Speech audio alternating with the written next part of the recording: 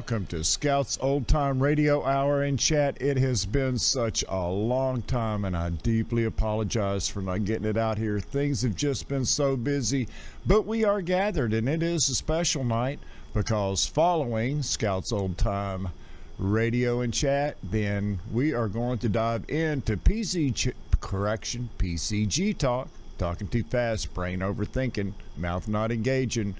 PCG talk with myself, Chano, and our special guest, Stephen John tonight. The prodigal patriot musician will be with us, so be sure to stick around for that. Now, how we're going to do it, gang, just to give you a heads up, is we're only going to do one Pat Novak episode tonight, and then approximately 30 minutes after the end of that, timing to get the other system and show and server set up, then we will jump into PCG talk.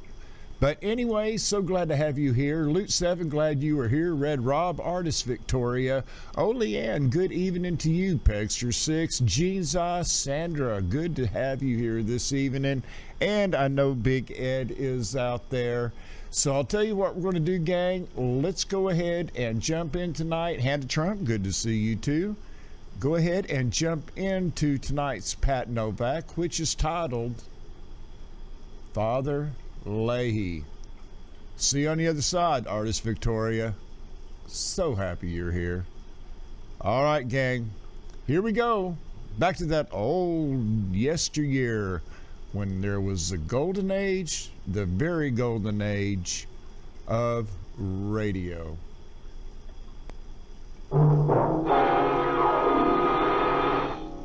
Pat Novak for hire.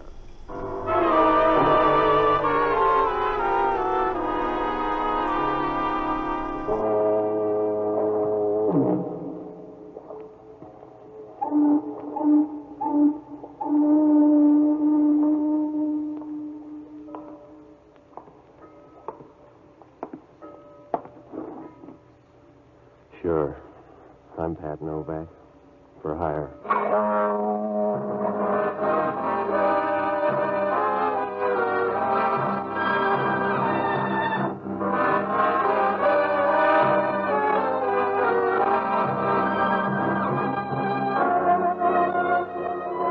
That's what the sign out in front of my office says.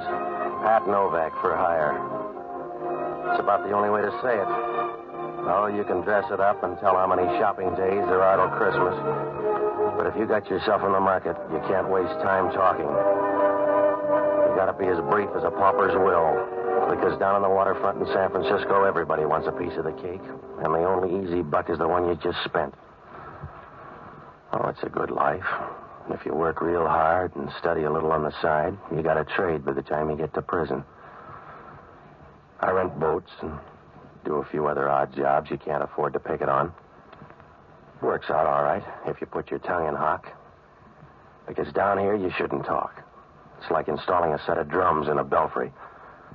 You make some noise, but it's never the right kind. I found that out a few days ago. Must have been Tuesday or Wednesday night. Anyway, I was sitting in the office reading Time magazine when the door opened. I looked up and had to keep right on going because the guy was so tall he'd have to bend over to see through a transom. And he had a voice deep enough to red out as a bassoon. Good evening, Mr. Novak. I'll take your word for it. You have a small office. I'm small time. What's on your mind? My name is Leahy. I want to hire you. Yeah, sit down. Are you cold? Yeah? That overcoat around your neck, you're either cold or a priest. Oh. I'm a priest, Mr. Novak. I'm sorry, Father. You got a slow brogue. What do you need? A few hours of your time. I want you to help a man escape from prison. Uh-huh. Father, you'll never get along with the bishop. Mr. Novak, in a curious way, this is an errand of mercy. Well, this isn't my year for mercy. I'm sorry, Father. Maybe you don't like to hear it that way, but if I got the right fee, it wouldn't be mercy anymore. When I say it's an errand of mercy, that's what it is. Sometime tonight, a man is going to break out of Alcatraz. If he's allowed to get into town, he may kill somebody. You want me to stop him? That's right. And if he doesn't kill anybody, he can still be shot down by the police. Well, that's the percentage, Father. If he comes off that rock, he knows that. Stop worrying about him. If you could bring him to me, I know I can talk him into going back. Tell headquarters they'll do the same thing. If I did that, I'd break a promise. This is the only thing I can do. Will you help me? Yeah, I suppose. How do I pick him up? Tread water in the bay till he comes by? He's due in at Pier 19 sometime tonight. When he comes ashore, bring him to me. I'll be waiting at the ferry building. Yeah, well, suppose he doesn't want to come. Suppose he wants to party. How am I going to get him there? I don't ask you how to say the beads. If you're any good, you'll get him there. But you don't want him in sections. I want him all at once, Mr. Novak. I wouldn't ask you this if it weren't important. But I gotta help him. He's one of my boys. Yeah, sure. What's his name? Joe Feldman. Feldman? Yeah. If I don't worry about the spelling, you don't have to either. He's one of my boys. Slow down. Nobody's pushing you, Father. I don't know when he's due, but I'll be at the ferry building from 8 o'clock on. Yeah.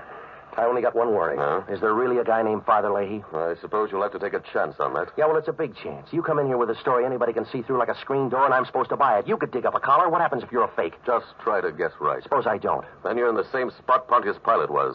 Good night, Mr. Novak.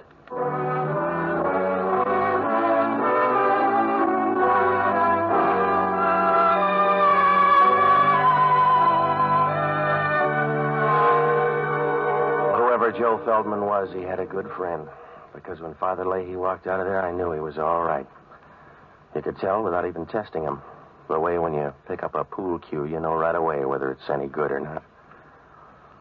He stood at the door for a minute, and then he walked out. And you got a funny feeling that he didn't walk into the night, that he was big enough to wrap it around his shoulders and take it with him. I got a last look at him as he turned the corner under a street lamp. He looked even taller now. And you knew if somebody stood him in an oil field, you couldn't tell him from the rest of the derricks. Well, I made a couple of phone calls, and then I closed shop and went down to the end of Pier 19 to wait. The bay looked as dark as a bruised crow. The fog was beginning to drift in over near the piers. By 9 o'clock, you couldn't see a thing. You felt like a guy trying to shave in a bathroom full of steam. I was about 30 feet from the end of the pier when a small boat pulled in and let somebody out. I was sure it was my boy, so I moved behind a shed and waited. The boat pulled away, and the guy started down the dock. I waited until he moved past me. Oh, I'm sorry. You ought to be glad. How's the rock? Huh? You lonely, mister? What do you care? If you ought to buy a beer and talk to the bartender, I'm busy. All right, you're tough, Feldman. Let's go now. You got dates for us? You're going to see Father Leahy. Come on. Oh, you doubling for Gabriel? Leave me alone, mister. I don't want to go. Now, look, Junior, if we draw straws, you're going to get the short one. Oh. Is there supposed to be a gun in your pocket? Well, you get a chance to find out. That's what I'm going to do, because I have one, too. If it starts to hit your stomach, back down. Now, where's yours, Mr. Timid? It's a bad night for bluffing, so goodbye. Yeah, come here. Oh, go easy, fella. It's a big one. Well, you can let go easy then. Come on, drop it. Drop it in the water. Let go. You want to start again? No. All right, I'll see you, man, Leahy. I got to make a stop first. Make it after. It'll take 5 minutes. Look, mister, if you want to do it the easy way, let me make the stop. You go with me. All right, 5 minutes, and then you see Father Leahy. Suit yourself. I doubt if I'll make heaven, but if you want to run interference, it's all right with me. If you need the credits, you need the credits.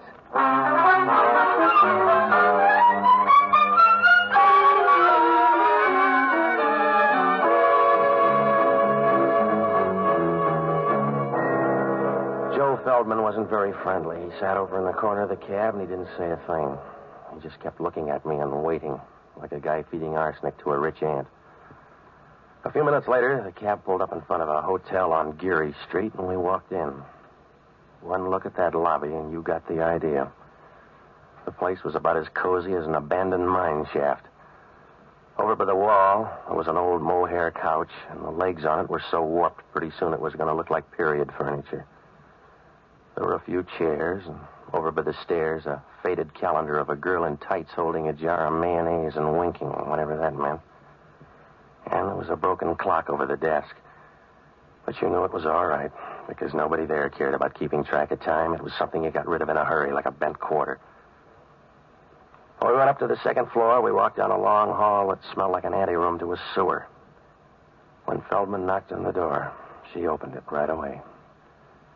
The room was full of taboo. She stood leaning there for a minute, the sort of a girl who moves when she stands still. She had blonde hair. She was kind of pretty, except you could see somebody had used her badly, like a dictionary in a stupid family. Feldman seemed to know her. Hello, Ann. Well, the harvest hands arrive all at once. Yeah. It's good for the crops, but tough on a woman. Come in. Who's your friend? A missionary, I guess. He grabbed me down by the docks. Does he talk or just stand there looking healthy? He growls a little. Do you really growl? Come on, hurry up, lady. Your friend's got a date. I'll bet you bite instead. Don't worry about him. He can go over in the corner and play fifth wheel. Now, look, he's got 5 minutes. Use him quick. Yes? I came up with a message, Ann. The time's been changed. Stay around till 10 o'clock. All right. Is that all?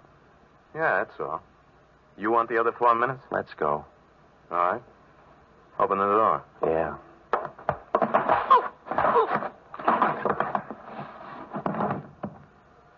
You didn't open it fast enough.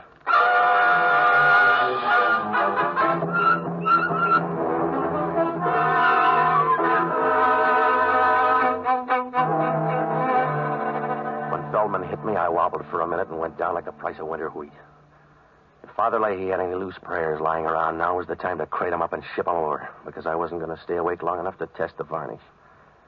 I rolled on the floor a couple of times, and then I took a rain check on the next couple of hours.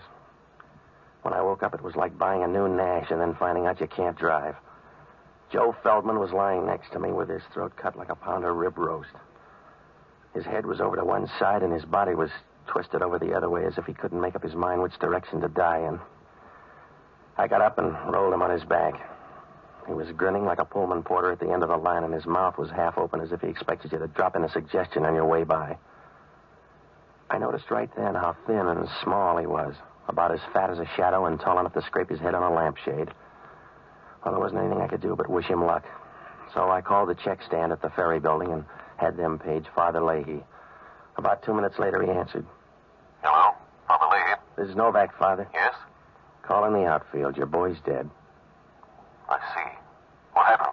Somebody didn't like him lots. I wasn't around for the main event. Where are you, on the pier? No, I'm in some cave up on Geary Street. He wanted to come by here first.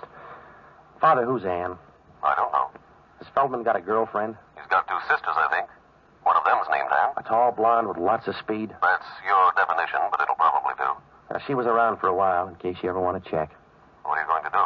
Get on the back stairs and pretend I never heard of Joe Feldman. I'm sorry, Mr. Novak. I'm sorry it worked out that way. So am I, Father.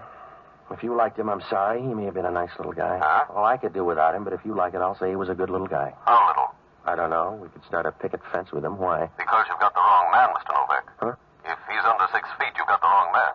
Whoever you've got up there isn't Joe Feldman. Well, he's happy about it now, Father.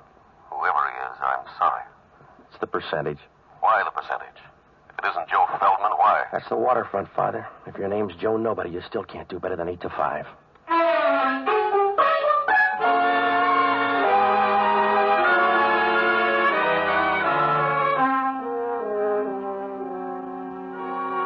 At least Joe Feldman was smart. If you're going to get your throat cut, it's a good time to send in a substitute. As soon as Father Leahy hung up, I knew hanging around that hotel was going to be a waste of time, like sending MASH notes to a bearded lady. If I couldn't prove the guy was alive, they were going to charge extra down at the desk. And if Hellman down at Homicide ever found out I brought the guy up here, I'd have about as much chance as a bottle of scotch at a cocktail party. So I picked up my hat and started for the door. I looked at him once more, but he wasn't going to say goodbye, so I started out. Boo. Oh. Hello, Hellman. You expecting me, Novak? No, I'd have rolled him first. Yeah. Invite me in. Crash the party, Hellman. You'll be more at home. All right. He sure looks lazy.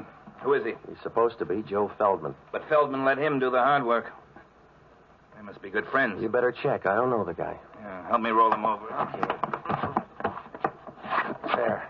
Here's his wallet. You let me have it. You're going to break your fingernail. Give it here. All right. Yeah. No money in here. You going to drop the case? Here's his card, Mike Greeley. Oh. Didn't he like you either? You're wearing out the rug, Hellman. I don't know the guy. You brought him up? I checked at the desk. Well, check on who left then. I brought him up here on a phony lead. Why? Because I was hired to tow him around. He liked the room, so we dropped by. And he cut himself shaving? I wasn't around. There was a girl here for the handshakes. Oh. What kind of girl? I don't know, Hellman. How many kinds are there? Her name was Ann. She had a fast pulse. That's all I know. You must know more than that. If you don't, you'll never get a lawyer. I won't need one. You'll save money at least, because you got a real hole this time, Novak. We get a phone tip and find you in the murder room. You got half a story, Hellman. I know, but I'll get the other half. Until then, you're under technical arrest. It's practically the real thing. You got a technical head, Hellman. I wouldn't tip myself off. Somebody else would. Walk around, Novak, and tire yourself out. Because you'll wind up sitting down. In the meantime, I'll have you tailed. Your men couldn't follow a moose through a revolving door. Now, look, Hellman, I'm going to double back. This guy's a phony lead. I was supposed to meet a guy named Joe Feldman, but he never showed up. He didn't? No. I got a dead copper to prove he did. Your boy, Joe Feldman, killed a sergeant named Grubb at the Gold Rush Club a half hour ago. You better start that walk, Novak.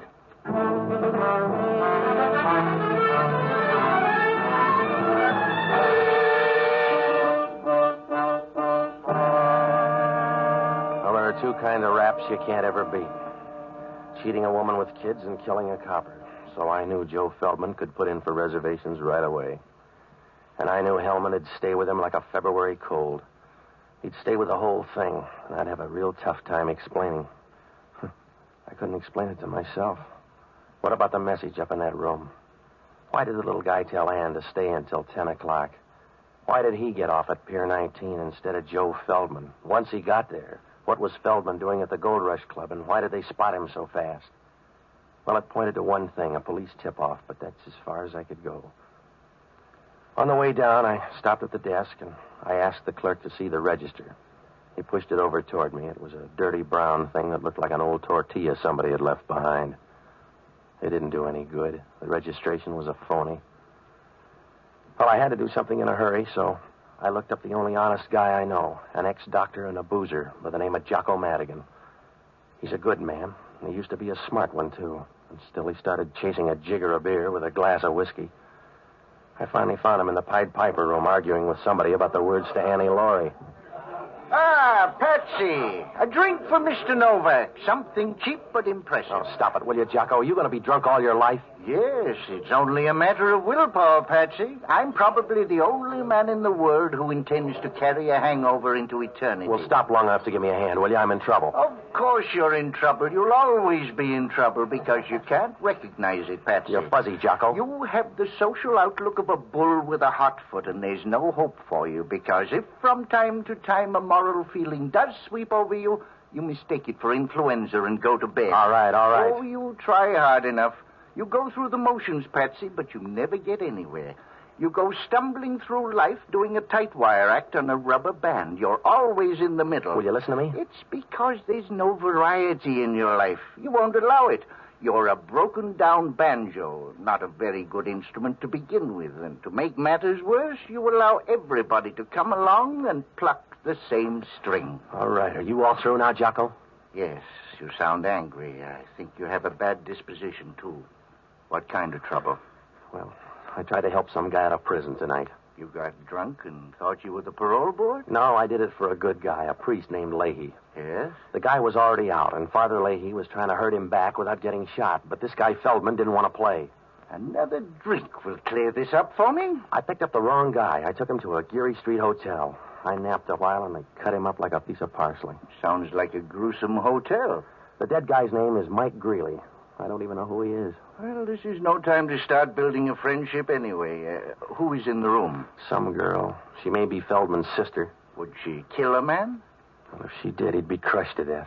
No, I'm sure somebody else came in that room. You better talk to Feldman. Well, he's a hard man to reach. A sergeant almost made it tonight. Feldman shot his way out of the Gold Rush Club. That's one way to get out of a nightclub. Well, Hellman steamed up, so you got to help me, Jocko. You'd better look up Father Leahy. You'll probably be electrocuted, and if you are, he may have some drag. I want you to go down to the Chronicle morgue and pull the clips on Joe Feldman, will you? Get everything you can, and then hit the horse parlors. Find out what they know about him, huh? Maybe he's a heavy drinker. I'll check the bar. Jocko, wake up and get on there. If I don't pace Hellman on this thing, I'll be a dead pigeon. What am I supposed to do? I don't know. You might start cooing. Good night, lover.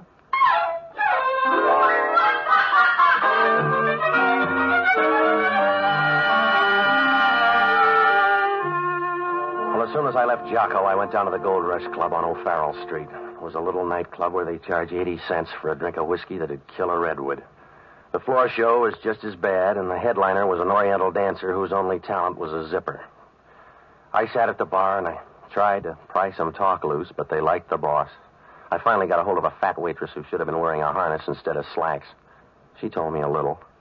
The owner was a guy named Charlie Giffen. He used to make book with Joe Feldman. She told me that Joe's sister worked at the Gold Rush Club for a while, but she got sick a few months ago and quit. I asked the girl if tonight's shooting was a police plant. She didn't know, but she said that Feldman had been in to see Giffen tonight, and on his way out he ran into trouble. I gave her $5, and she looked hurt as if somebody had given her a plow for Christmas. She showed me where Giffen's office was, and I walked back there. Giffen wasn't there, but the taboo was. Do you have the right door, Mr. Novak? You seem to be in all of them. Do you mind if I lean in the doorway? No, but I'll bet you need shoulder pads by this time. Where's Charlie Giffen? Why? I want to ask him about Joe Feldman. Ask me. I'm his sister. I'll ask you about Mike Greeley. Who killed him? I don't know. Is he dead? Yeah, he couldn't stand the bleeding. He was all right when I left. What were you doing up there? Waiting for Joe. My sister and I were going to meet him up there. Relax, Mr. Novak. Relax for me. No, when people relax for you, they do it on the floor. I was out long enough for homicide to catch up. They want me for Mike Greeley, but I'm going to send him you or Joe. You're forgetting my sister Norma. Should I? For most things, yes.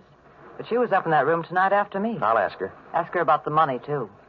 And you're out in front of me on that. You can see me better that way. Joe had a lot of money on him tonight. With the police out, he wouldn't carry it with him. By now, the money's gone, so's Norma. Oh. Do you know where it is? No. Well, you growl and you bite and you lie. You must have a full day. Sit down, relax. I want to see Giffen. He won't be back tonight. Now lean back. That's it, Patsy. You really want that money? I can split a motive. Can you split it 90-10? If you can't, you better get your breath back. I won't need it. I don't want to talk anymore. Come here and make me stop. Over close. If I get any closer, I'll be on the other side of you. Yes. Patsy, you ought to get time and a half, darling. Hello, Ann. Thought you were coming in to curl up with a good book. Mr. Novak came by full of questions.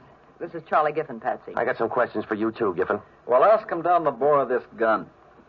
Over by the desk, Novak. Did you lose that knife, Giffen? By the desk. That's it. Where's the money, Novak? I gave her the last report. Where's the money? Joe gave it to somebody? Try the Red Cross, mister. You got a tender face, Novak. Now get out of this club before I slap on a cover charge.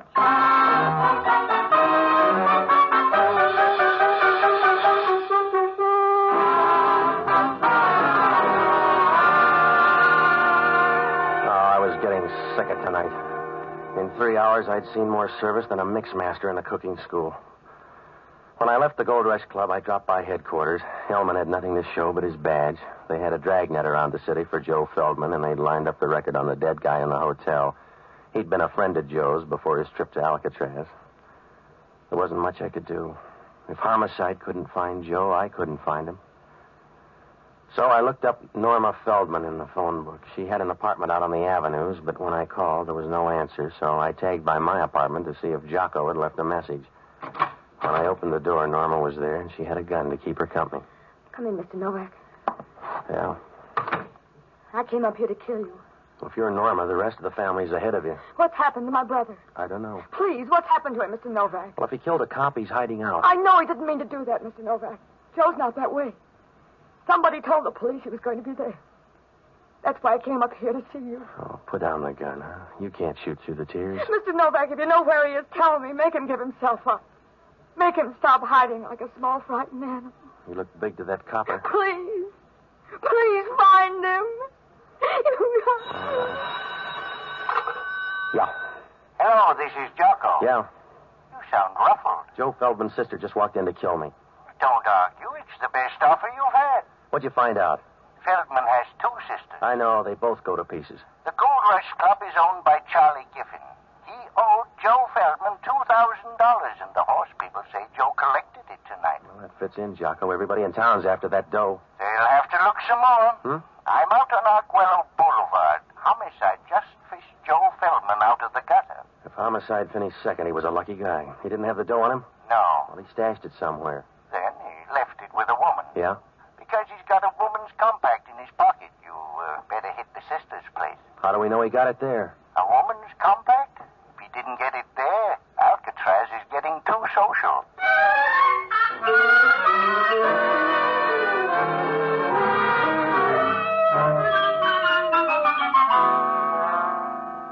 Well, the minute Jocko hung up, things began to fall into place. But I knew the last piece was going to pinch somebody hard. If the Feldman blood was going to turn bad, Father Leahy was a good man to send in, so I called him. He was out, but I left word for him to get out to Norma Feldman's apartment. Norma and I left, and on the way, we picked up Hellman. When we got out to her place and started up the stairs, we could hear people moving above. There was no point in trying to keep quiet. The because Hellman was creeping up the stairs like a stallion with a broken leg. Yeah, if you got a bomb, touch it off, too, huh? Well, open it, Hellman. Hello, Novak. Did you find the dough, Giffen? You mean my stolen dough? Yeah. Come on, Ann. No, you and Ann better wait. This is Hellman from Homicide. We're leaving. You better move, Novak. Not until you settle a murder rap. Can you pay it off that fast? I can do it on the way to the door. Oh, wait a minute. Point the gun at Hellman. He's official. I can tag you both, so move away, you two, Norma. Ann and I are leaving. Look, Giffen, Homicide gobbles up nightclub big shots like you. You're nothing to me, Copper. Move away. You got the hammer. Use it and come on through. All right, I will, Copper. Hey, You need a refill, Giffen. That's right, darling. Hand him your gun. And you couldn't have done that. You couldn't have taken them out. All right, so they fell out. You better take him for murder, Hellman. You little bum. That leaves you all the money. I can spend it, darling. Well, you better do it fast, then. Grab him, Hellman. Yeah, I got him. Oh, you can book him for both murders. My Grilly and my brother. I'll testify and I'll ride there in a cab on your dough, Giffen. Yeah. Are you going to pose or take me, Hellman? If you're anxious. Sorry about you, Norma. You get nothing out of this, but that's better than I got. Goodbye, Ann. Lots of luck. Thank you, darling. You know what kind. I hope you rot. Come on, Hellman. I'm ashamed of you, Ann. Leave me alone, Norma. I'm ashamed of you, Ann. What you did to Joe, I'm ashamed of you. Leave me alone, Norma. I'm sick, you know that. I didn't know how it was going to work out. Poor Joe was trying to help you when you got greedy. He was trying to help you. That's the only reason he came out. You let this happen. I told you I didn't know how it was going to end. I thought they'd get him and take him back again. There's no good in you, Ann. They couldn't find good in you anywhere. You let that happen to Joe. You stood by and watched him walk into something like that. All right, I stood by. What can we do about it now except weep, and that won't help him. But hating you will. That'll help Joe a little. I'm here at least to hate you for the short time left. Please, Norma. Giffen told you to spend it fast. Well, you better spend it fast. Ask him at the hospital if that isn't so. What do you mean? Ask him out there what you've got. They told him. You ask them what you've got. Ask them what's tearing you to pieces. Ask them, they'll tell you. They'll tell you you've got cancer. Norma, please. They'll tell you cancer. Ask them, they'll tell you you're full of it. Now spend your money. Spend your money and see that it lasts as long as you do.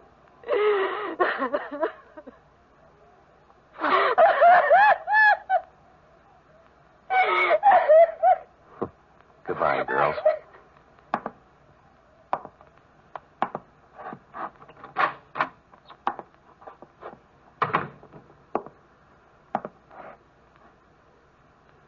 Hello, Mr. Novak.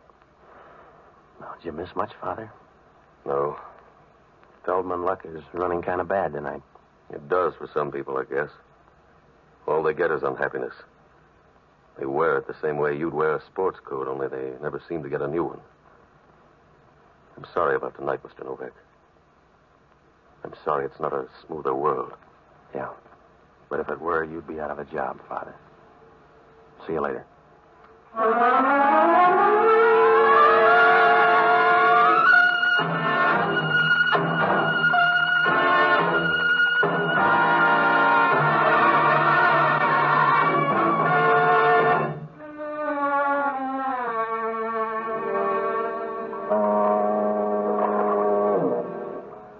If you get a bad first break, you never run the table. That's what happened to Joe Feldman. Charlie Giffen owed him dough and wouldn't pay up. But Joe didn't care until Norma showed up and told him how sick Ann was, so he decided to collect from Giffen and divide the dough between the girls. Father Leahy couldn't stop him. All he could do was try and make it work out. Joe was going to get the dough and meet the girls in that hotel room, but he changed his timetable and sent Mike Greeley up to tell the girls. Giffen showed up there and figured that Mike had tumbled to a double cross, so he killed him. Ann engineered the double cross, but she didn't mean to go that far. She wanted all the dough and tipped off Giffen. He was supposed to turn the dough over to her and then have the police pick up Joe, but Joe got there early. He took the dough away from Giffen and shot the copper on the way out. Giffen followed Joe and killed him out on Arguello, but the dough was gone. He finally tumbled to Norma's place, and that's how her apartment filled up so fast. Well, Hellman asked only one question. What did I get out of all this? Nothing. Father Leahy offered me $50, but I didn't want it. Jocko was with me, and he offered to give it to charity. I guess he did, because where Jocko spent it, the drinks aren't worth money.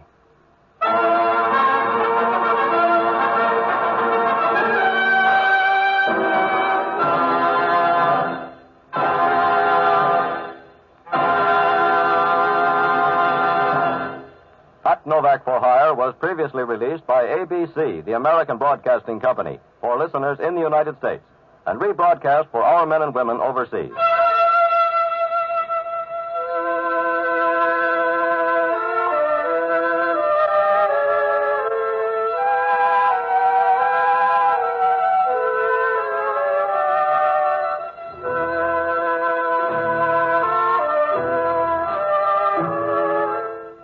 This is the United States Armed Forces Radio Service, the voice of information and education.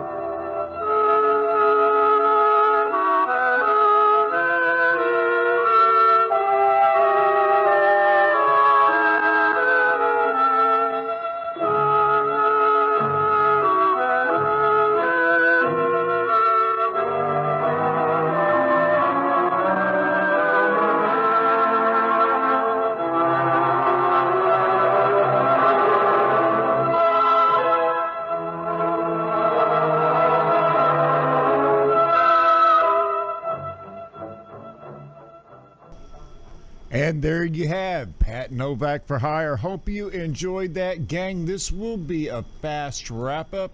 You can stay here and chat. It will be ready to go here for the next live stream in about 30 minutes. Try to get in. I'm trying to hit it right at the top of the hour, but maybe a couple of minutes after for PCG Talk tonight with myself, Chano. A few surprises for you. And, of course, our guest, Stephen John. So have a good one, and we will see you shortly. God bless. Don't let them out the door, Martha. Or Ed. Bye, guys. See you in a bit.